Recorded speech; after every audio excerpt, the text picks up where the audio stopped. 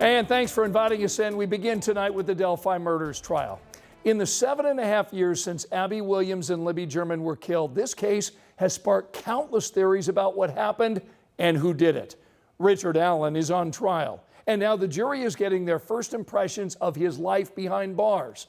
A psychologist who treated Richard Allen testified to his alleged confessions in prison.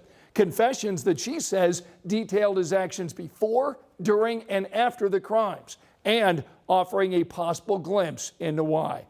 But the defense team is pushing back, working to discredit the doctor and her claims.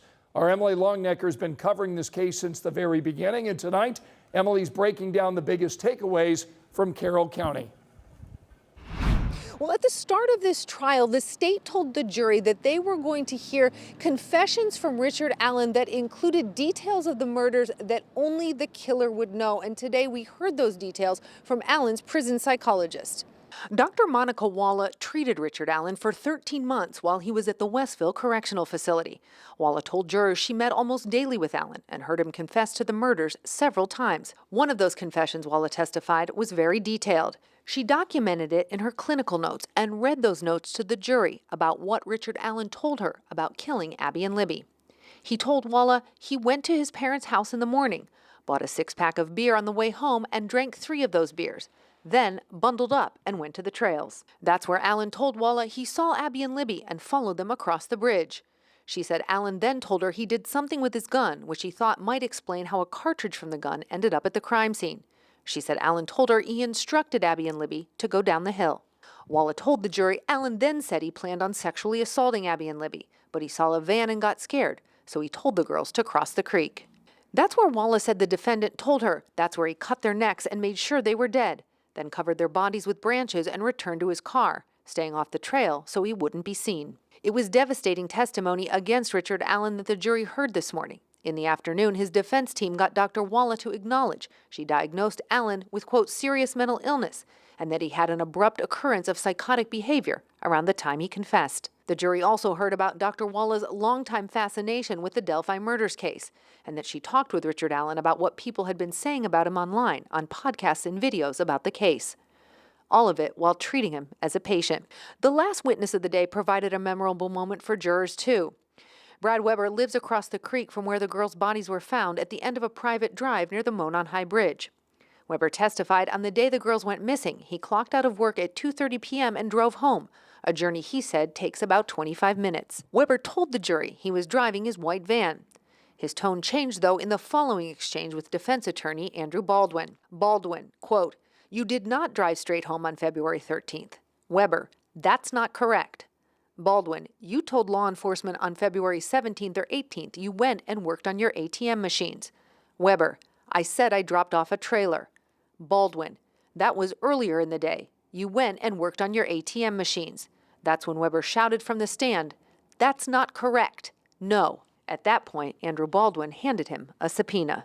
The moment left several on the jury stunned. They looked around at each other as Weber left the courtroom. We are told that the state has a few more witnesses to present. Then it will be the defense's turn to present their case. In Delphi, Emily Longnecker, 13 News. Now, we also know tonight that Allen's defense team filed a second motion asking to allow their Odinism theory at this trial. His attorneys say Abby Williams and Libby German may have been murdered as part of a ritual killing. The judge in the case previously blocked the defense from telling the jury this theory after the state argued that investigators had dismissed it.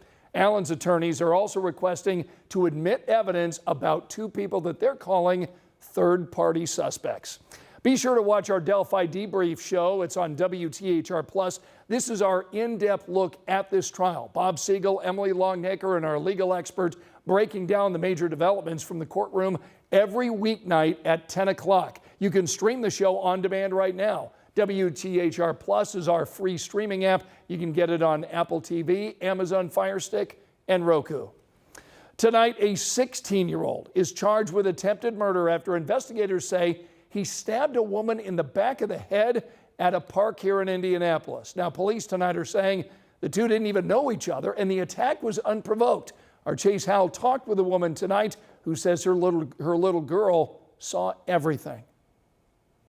It was here at Sandorf Park where Joanna Green was playing with her 6-year-old daughter when she says a teenager brutally attacked her with a kitchen knife. She says when he began to swing the knife at her, she pushed her daughter to safety. Right here, where this bump is, I have staples. Joanna Green says she left the park Sunday afternoon with blood dripping down her neck and back instead of fond memories with her daughter. Could have been anybody. Green says she was hanging out at the park with her little girl when she noticed a teenager with a knife taking swipes at kids playing. She says as she went to grab her daughter to leave, the teen put his focus on her. He turned around and said, "Do you think this is funny?" And I said, "No." And he struck me the first time on the left side of the head with the knife. And then the second time he said, "Do you?" And he struck me again on the right side of my neck. Green's 6-year-old daughter watching the attack unfold right in front of her. She was in the back seat of the car screaming, "Shut the door, Mommy, let's go, let's go, let's go." And I told her, "We can't go, I'm bleeding too bad." After a trip to the hospital and a few days of rest, Green now stands in the same place where she was attacked, but as a different woman. As for the teenager, he was arrested that same day a little down the street. And while he may have left Green with some bruising and a few staples, she hopes what happened will change him as much as it changed her. I just hope he gets the help that he needs, the help that he deserves, because no matter what, he is still 16. Green also wants other women and mothers out there to remember, no matter where you are, to always be aware of your surroundings. According to court documents, that teenager has been diagnosed with autism and ADHD, and while he was taken to the Marion County Juvenile Center, he's still being charged as an adult. Reporting here in Indianapolis, Chase Howell, 13 News. It's warm, it's windy, and it's dry for now. Temperatures still close to 70 degrees, but the rain is also close. You can see the rain and storms lining up out to our west. This weather system will start to move our way overnight. It's dry now, but rain starts to develop western sections of the state just before sunrise and then will impact all of central Indiana by mid-morning. This is noon tomorrow. Some of the rain heavy at times. The good news, it does move out for trick-or-treaters.